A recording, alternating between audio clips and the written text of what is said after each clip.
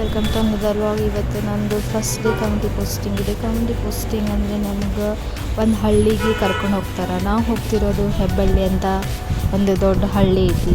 ಅಲ್ಲಿ ಹೋಗಿ ನಾವು ಮನೆ ಎಲ್ಲ ವಿಸಿಟ್ ಮಾಡಿ ಸರ್ವೆನ ಮಾಡ್ತೀವಿ. ಎದ್ರ ಬಗ್ಗೆ ಸರ್ವೆ ಅಂತ ಅಂದರೆ ಹೆಲ್ತ್ ಬಗ್ಗೆ ಆಯಿತು, ಅವ್ರದ್ದು ಡಿಸೀಸ್ ಕಂಡೀಷನ್ ಏನಾದರೂ ಇದ್ದರೆ ಅದ್ರ ಬಗ್ಗೆ ನಾವು ಹಿಸ್ಟ್ರಿನೆಲ್ಲ ತಗೊಂಡು ಕಾಲೇಜಲ್ಲಿ ಸಬ್ಮಿಟ್ ಮಾಡೋದಂತರ ನಮಗೆ ಆ್ಯಕ್ಟಿವಿಟಿ ಕೊಟ್ಟಿದ್ದಾರೆ.